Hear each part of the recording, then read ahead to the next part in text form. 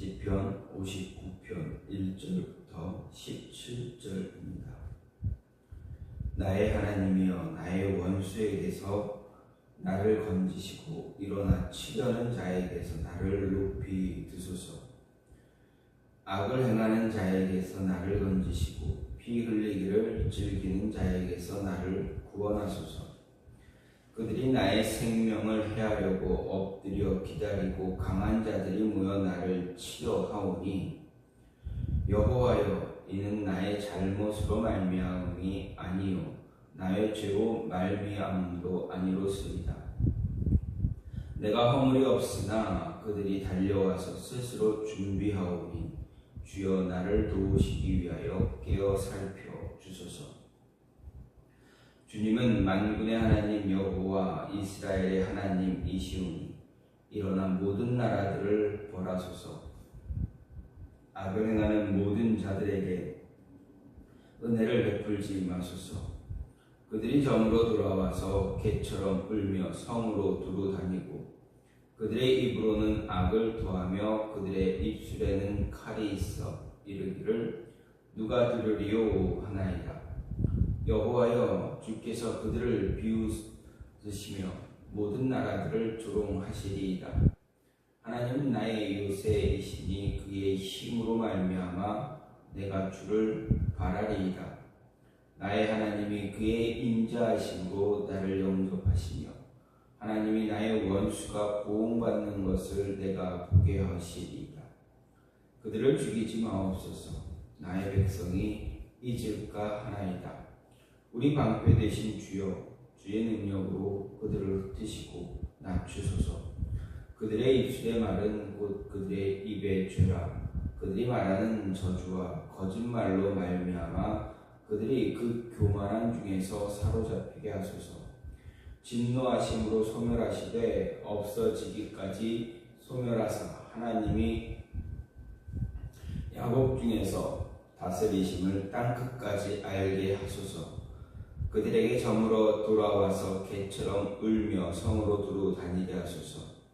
그들은 먹을 것을 찾아 유리하다가 배부름을 얻지 못하면 밤을 새우려니와, 나는 주의 힘을 노래하며 아침에는 주의 인자하심을 높이 부르오리니, 주는 나의 요새시며 나의 환난 날의 피난처 심이니이다. 나의 하나님이여, 내가 주께 찬송하오니, 하나님은 나의 요새시며 나를 긍휼히 여기시는 하나님이심이니이다. 아멘. 오늘 말씀 시편 59편 1절부터 17절 말씀입니다. 오늘 말씀은 다윗이 쓴 10편의 사울왕을 피해 도망다니면서 쓴 10편의 시, 비탄 시 가운데 하나입니다. 오늘 말씀은 59편은 시제, 표제에 언급하고 있는 것처럼 다윗이 도피 생활을 시작하게 되면서 때게 시작하게 되었던 직접적인 동기가 무엇인가를 보여줍니다. 그것은 사울이 다윗을 죽이기 위해서 자객을 보냈습니다. 즉 사울이 다윗을 죽이려고 마음을 먹자 다윗은 이제 도피 생활을 하게 됩니다. 그 가운데서 다윗을 죽이려고 자객까지 보낸 그때 그 모습입니다. 그 시대를 배경으로 하고 있다라는 것을 표제어를 통해서 볼 수가 있습니다. 다윗은 블레셋 장수 골리앗과의 싸움에서 승리한 이후로도 계속 많은 전쟁을 치루었습니다. 그리고 그 많은 전쟁 가운데 다 승리를 이끌었습니다. 계속되는 거듭되는 승리로 인해서 다윗에 대한 백성들의 칭송, 백성들의 찬양은 더 커져만 갔습니다. 백성들의 마음이 다윗에게 향하면 향할수록 사울의 마음은 불안함이 계속 커졌습니다. 다윗에 대한 시기, 질투가 더 커졌다라고 할 수가 있습니다. 그는 다윗을 자신의 왕권을 위협할 정적으로 생각했습니다. 다윗이 가질 수 있는 것, 가질 것, 이제는 왕위밖에 없다라고 생각했기에 틈만 나면 다윗을 어떻게 하면 죽일까를 생각하게 되었고 다윗을 죽이려고 했습니다. 사울은 다윗이 자신을 위해서 악기를 연주할 때 2번씩이나 창을 던져 다윗을 죽이려고 했던 것을 볼 수가 있습니다. 하지만 사울의 이런 직접적인 다윗을 죽이려고 했던 그 그러한 시도 모두 실패로 돌아갔습니다. 그러자 이제 자객을 보내서 다윗의 집에 보내서 다윗을 죽이려고 합니다. 하지만 다행히 이때 다윗의 딸 그리고 사울의 딸 그리고 다윗의 아내가 되는 미갈의 도움으로 인해서 또 목숨을 보존하게 되었습니다. 이때로부터 다윗의 긴 도피 생활이 시작이 됩니다. 오늘 본시 59편은 다윗이 도피길에 오르게 된 직접적인 배경으로 사울이 보낸 자객들이 다윗을 죽이기 위해서 집 주변을 기회를 엿보던 그때를 배경으로 하고 있다라고 라고 성경은 말합니다. 오늘 말씀은 이 표제어가 이야기합니다. 이런 본시는 한마디로 무고하게 생명을 위협당하는 자의 악인들에 대한 하나님의 심판에 하나님께서 심판해달라고 호소하고 있는 것입니다. 여기서 다윗은 갑작스런 핍박에 대해서 당황했고 자신의 무고함과 원수들의 핍박의 부당성을 거듭 주장하고 있는 것을 볼 수가 있습니다. 또 다윗은 무엇보다도 오직 하나님의 절대 공의와 시련만이 직면한 자신에게 처한 위기를 극복하고 평화를 얻고 승리를 가질 수 있는 길임을 깨닫게 되고 오직 하나님의 공의의 근거에서 구원을 요청하고 있는 것을 볼 수 있습니다. 그리고 인간의 모든 역사를 홀로 주관하시는 하나님만이 성도의 궁극적인 안전을 보장하신다는 믿음에 입각해서 전적으로 자신을 하나님께 의지하며 구원에 대한 확신을 고백하고 있는 것을 보게 됩니다. 이런 가운데서 오늘 말씀을 보게 되면 1절부터 5절은 하나님께 자신의 무고함을 주장하고 자신의 목숨을 노리는 악한 자들을 심판해달라, 그들로부터 구원해달라 탄원합니다. 그리고 6절부터 10절은 하나님의 심판을 두려워하지 않는 악인들의 그 모습을 고발하면서 하나님의 보응을 확신하고 있습니다. 또 이어서 11절부터 13절은 악인들에게 대한 공의의 보응을 호소하는 내용이고 14절부터 17절은 하나님의 보호로 인해서 악인들의 위협으로부터 구원을 확신하고 있는 것을 볼 수가 있습니다. 이런 가운데 오늘 다윗이 하나님께 기도하는 이 모습을 통해서 생각할 수 있는 것, 기도는 우리의 성도의 능력의 원천이다, 근원이다 라는 것입니다.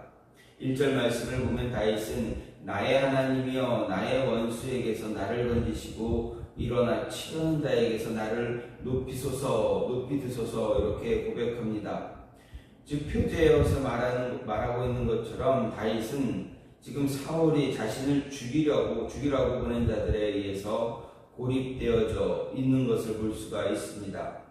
그가 아무리 용맹하다고 해도 그의 목숨을 노리며 무장한 자객들이 쳐놓은 그런 삼엄한 경계선을 뚫을 수 있는 형편은 아니었습니다.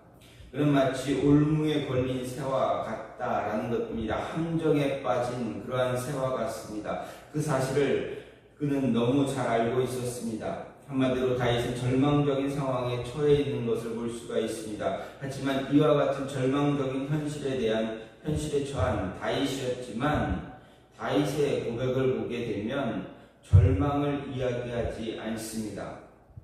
그는 패배를 시인하고 모든 것 포기하겠다 말하지 않습니다. 오히려 다윗은 하나님께 이 대적들의 위협에서 빨리 건져달라 기도하고 있습니다.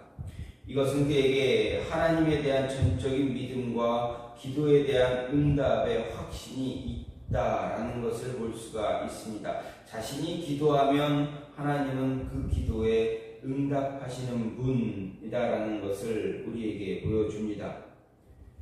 하나님을 향한 전적인 믿음과 확신이 다윗에게 있지 않다면 이런 절박한 상황에서 이렇게 담대하게 하나님께 기도할 수가 없기 때문에 그렇습니다. 그저 시간만 낭비할 뿐이다 생각할 수 있습니다.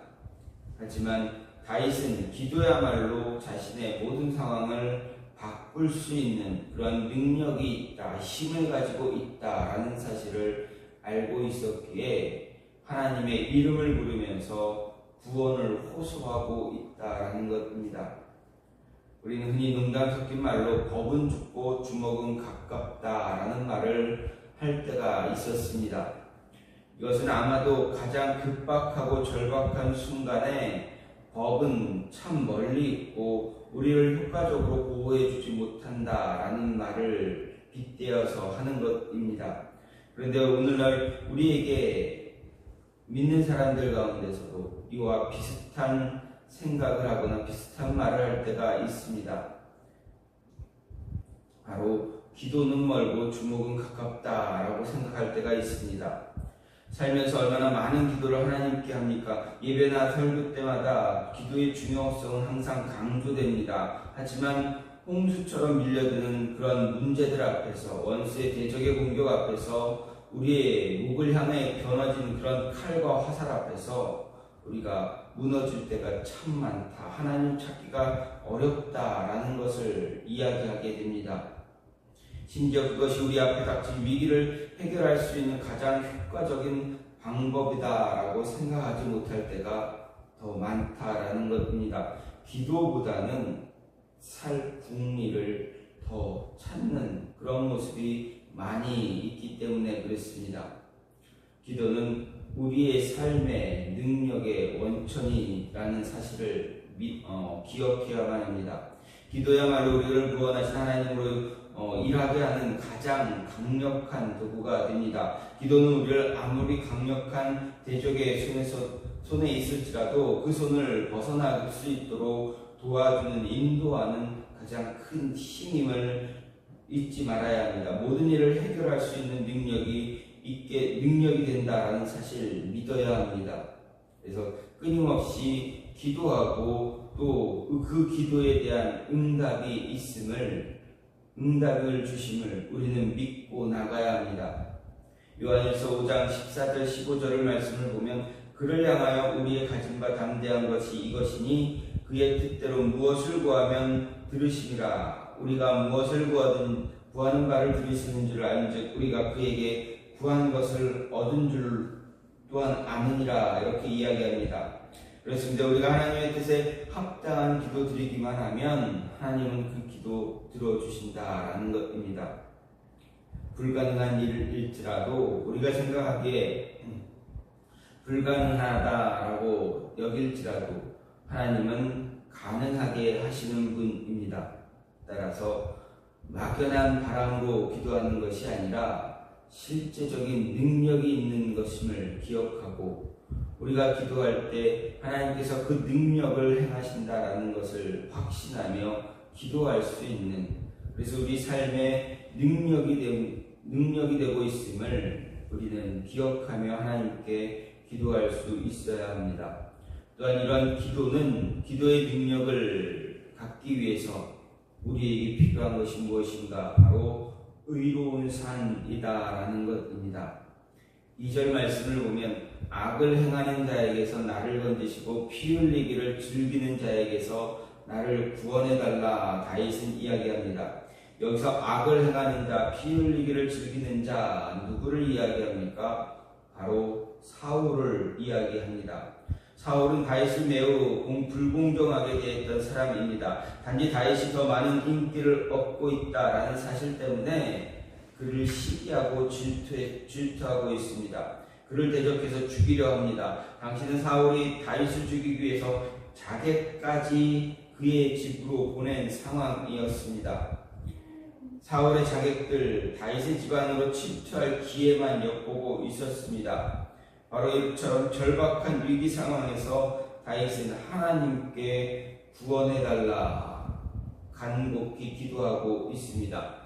물론 다윗의 이 기도 응답받습니다. 그는 사울의 딸이자 자신의 아내였던 미갈의 기지로 위기를 넘길 수가 있었습니다. 그런데 우리가 생각해보면 사울도 다윗처럼 절박한 위기에 처했을 때 하나님께 기도한 적이 있었다라는 것을 보게 됩니다. 사무엘상 28장을 보면 블레셋이 이스라엘을 침공해서 수넴에 진을 쳤습니다. 사울에게는 참 절박한 상황이었습니다. 왜냐하면 사울의 전쟁을 이끌었던 다윗이 없었던 상황입니다. 사울은 블레셋의 군대를 보고 심히 두려웠습니다. 그래서 그도 다윗처럼 하나님께 기도했습니다. 절박한 마음을 가지고 하나님께 간절히 기도했습니다. 하지만 어떻습니까? 하나님은 사울의 기도에 응답해 주시지 않으셨습니다. 단 한마디도 말씀하지 않으셨다라는 것을 사무엘상 28장 6절을 보면 알게 됩니다. 사무엘상 28장 6절에서는 무엇라 이야기합니까? 사울이 여호와께 묻자오되 여호와께서 꿈으로도 우림으로도 선지자로도 그에게 대답지 아니하셨다라고 이야기하고 있습니다. 왜 하나님이 사울의 기도에 응답하지 않는가? 왜 그렇습니까? 사울은 그 이유를 알지 못하였기에 엔돌에 있는 접신녀를 통해 사무엘을 불러 올립니다. 하나님이 말씀하지 않기에 죽은 사무엘을 접신녀를 통해서 그를 불러 올리는 부르는 그런 모습까지 갔습니다. 사무엘은 그때 사울에게 무엇라 이야기합니까? 여호와 하나님께서 당신을 떠나 대적이 되셨기 때문이다 라고 이야기합니다. 당시 사울은 하나님 말씀에 불순종하면서 악함을 행했던 사람입니다. 이미 하나님으로부터 버림을 받은 상태였습니다. 하나님이 사울을 버리게 된 결정적인 이유들이 무엇입니까? 그가 하지 말아야 할 행동, 드리지 말아야 할 제사를 그가 드렸고 하나님의 명령을 어겼기 때문에 그렇습니다.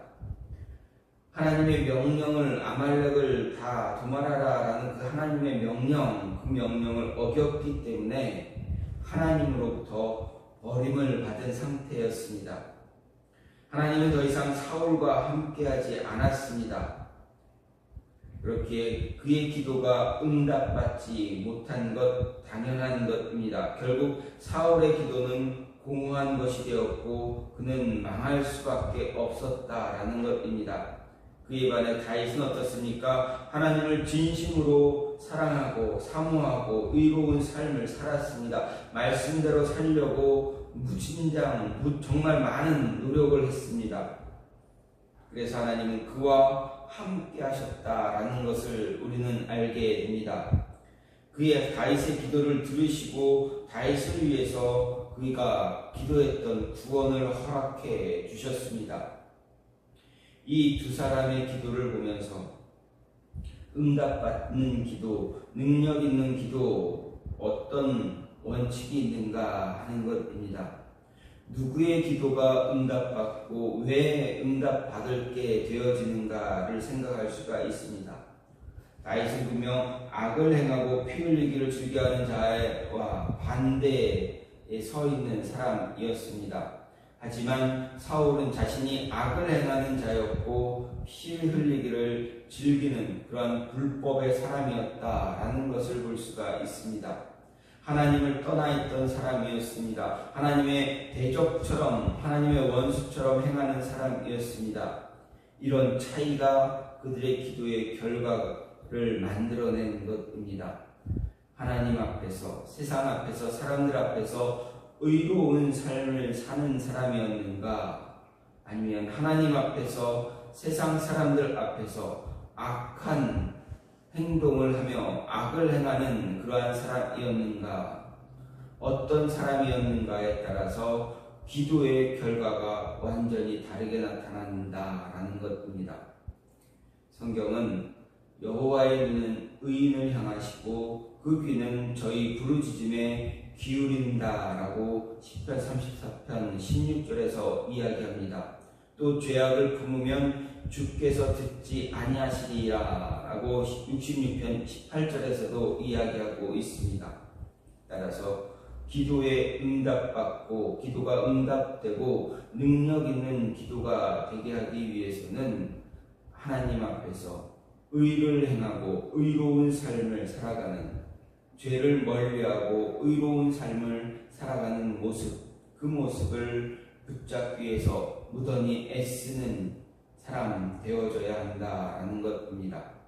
하나님 뜻에 합당하게 살기 위해서 의와 진리를 따라 살아가는 자, 그런 자리를 사모하는 자가 되어져야 하나님의 응답, 기도의 능력을 힘입을 수 있는 자가 될 수 있다라는 것입니다. 다윗은 오늘 자신의 처한 상황에서 하나님께 기도합니다. 그리고 그 기도의 능력을 받게 됩니다. 능력을 응답으로 받게 됩니다. 어떻게 되어집니까? 왜 그런 모습들을 가질 수가 있었습니까? 하나님 앞에서 의로운 삶을 살았기 때문입니다. 하나님을 전적으로 믿고 의지하는 삶을 살았기 때문입니다. 이 모습이 우리에게 분명하게 이야기합니다. 우리의 삶 속에서 하나님 믿고 따라가며 의지하며 바른 삶, 의로운 삶, 악에서 떠난 삶, 하나님의 말씀, 하나님이 원하는 뜻대로 살아가려고 노력하는 그러한 삶을 살 때 능력 있는 기도, 그 기도에 대한 응답을 받을 수 있다라는 것입니다.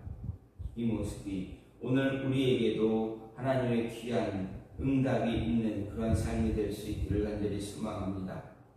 우리의 삶이 능력 있는 삶을, 우리가 능력 있는 삶을 살기 위해서는 기도가 필요합니다. 그리고 그 기도가 능력 있게 일하게 하기 위해서는 의로운 삶, 하나님이 기뻐하는 삶을 살아야 한다라는 것, 다윗의 고백을 통해서, 그의 삶을 통해서 배울 수가 있습니다. 이것을 배우고 오늘도 이 남은 한 주간도 능력 있는 하나님의 사람으로 살아갈 수 있는, 그래서 하나님의 응답을 받으며 기뻐할 수 있는 모습이 있기를 간절히 소망합니다. 이 시간 같이 기도하기로 원하는 것, 하나님,